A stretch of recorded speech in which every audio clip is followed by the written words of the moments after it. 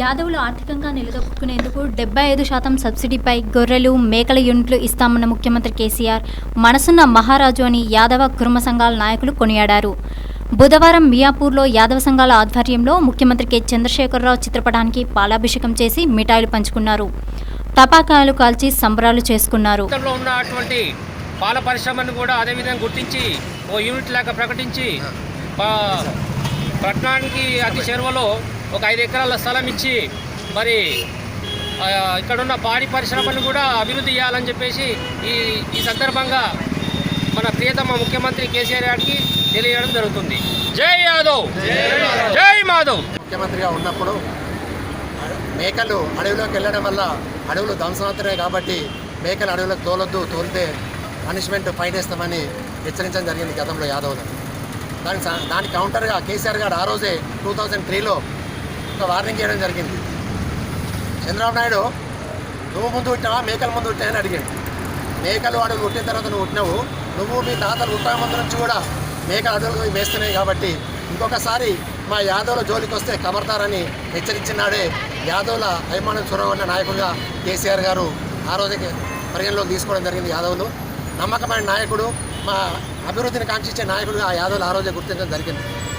ఇప్పటి వరకు నమ్ముతున్న భవిష్యత్ గత 60 సంవత్సరాల్లో ఏ ప్రభుత్వం కూడా, ఏ ముఖ్యమంత్రి కూడా, ఎక్కడ ఏ ప్రధానమంత్రి కూడా స్పందించని రీతి లోపల యాదవులకి ఇలా మేలు జరిగే రీతి లోపల గొర్రెల కొనుగోలుపై 70% సబ్సిడీని ప్రకటించడం జరిగింది. ఇలా యాదవులు గ్రామీణ ప్రాంతం లోపల విద్య లేక సామాజికంగా అనేక అవమానాలు ఎదుర్కొంటూ ఎవరికి ఏం సామెతలు చెప్పినా యాదవుల మీద హేళి చేసేటువంటి సామెతలు గ్రామీణ ప్రాంతంలో వాడుతూ ఉన్నారు. వీటన్నింటిని పరిగణలోకి తీసుకొని యాదవులకు కూడా సామాజికంగా ఒక గౌరవం, ఒక హోదా దక్కాలి అంటే ఆర్థికంగా వీళ్ళు పరిపుష్టి కావాలనే ఉద్దేశంతో గొర్రెల పెంపకం ఈరోజు గ్రామీణ వాతావరణం లోపల పెంచడం కూడా ఇబ్బంది అయిపోయింది. ఆర్థికంగా ఇబ్బంది అయి వృత్తిని వదిలేసి చాలామంది వలసజీవులుగా వెళ్తున్న తరుణం లోపల ఆర్థికంగా సహాయపడేటట్టుగా 70% సబ్సిడీ ఇచ్చి 4 లక్షల యూనిట్లను తెలంగాణ ప్రభుత్వం తెలంగాణ రాష్ట్రంలో మంజూరు చేయడం జరిగింది.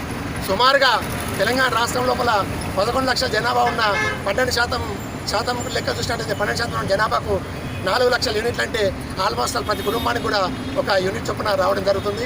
అదేవిధంగా ప్రతి కాన్స్టిట్యున్సీ కూడా 2000 యూనిట్లు వచ్చేటట్టు కూడా దాన్ని సరిచూసి ప్రకటించడం జరిగింది.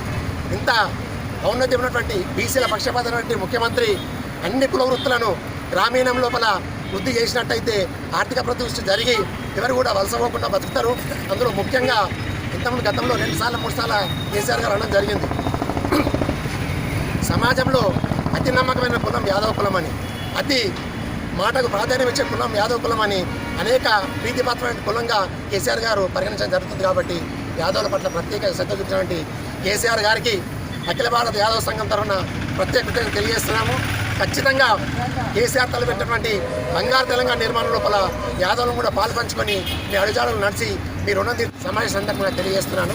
జై యాదవ్, జై మాధవ్, జై కేసీఆర్, జై కేసీఆర్, జై తెలంగాణ.